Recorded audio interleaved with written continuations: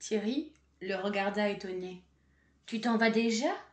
Tu ne veux pas le voir tourner ?»« Je ne veux plus voir ce programme, en tout cas pas pour l'instant.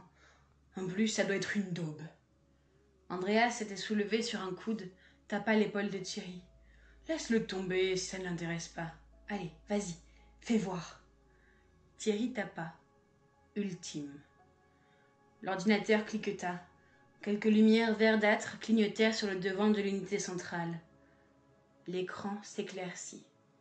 Des volutes de fumée dansaient devant leurs yeux. Une musique sourde, envoûtante, où se mêlait le son feutré d'un tambour et d'une sonnerie de trompette, emplit la pièce. « Depuis la nuit des temps, » commença une voix sombre, caverneuse, magique. « C'est en français ?»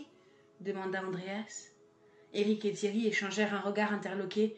Rien, dans le programme d'installation, n'indiquait le choix d'une autre langue que l'anglais. Comment le programme savait-il? Ils n'eurent pas le temps de s'interroger. La voix, riche, somptueuse, répétait. « Depuis la nuit des temps, la race humaine a pris part au jeu le plus excitant, au jeu le plus dangereux, au jeu le plus prestigieux de l'univers. » L'écran s'éclaircit encore. La prise de vue changea et ils avaient maintenant l'impression de survoler, à vive allure, la surface d'une planète, à l'extrême limite de la stratosphère. Des bribes de nuages flottaient dans leur champ de vision. L'illusion de profondeur était extraordinaire. Subjugués, les trois garçons fixaient l'écran. La caméra plongea, le dessin se fit plus précis et Eric se rassit, ébahi, pris de vertige. Le choc des armes parvint à leurs oreilles avant même qu'ils n'aperçoivent le champ de bataille.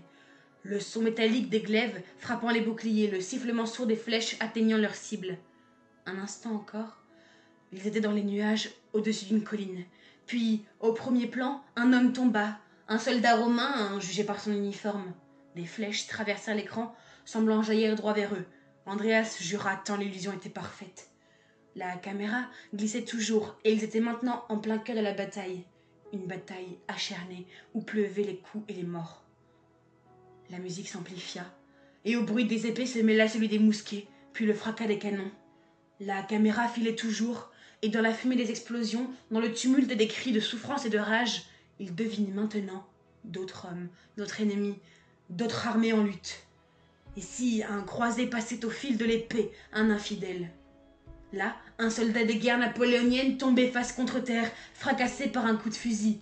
Là encore, des fantassins de la Première Guerre mondiale, lancés dans une course folle, au milieu d'un champ de mines, disparaissaient l'un après l'autre dans les fracas des explosions.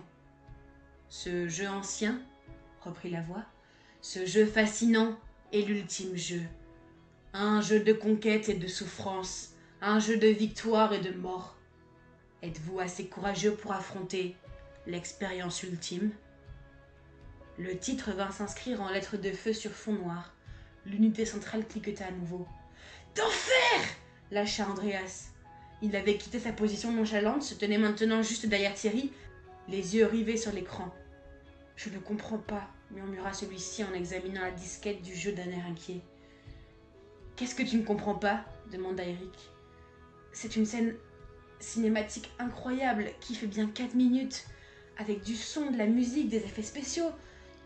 T'as vu la précision du dessin? C'est le genre d'introduction que tu vois sur CD-ROM, et encore, pas souvent. Mais comment est-ce que ça peut tenir sur une disquette, et dans quel programme? Choisissez votre mode de jeu, demanda la voix. 3 options apparurent à l'écran en français. Corps à corps, stratégie, ultime. Je ne comprends pas, répéta simplement Thierry. Et il éteignit l'ordinateur.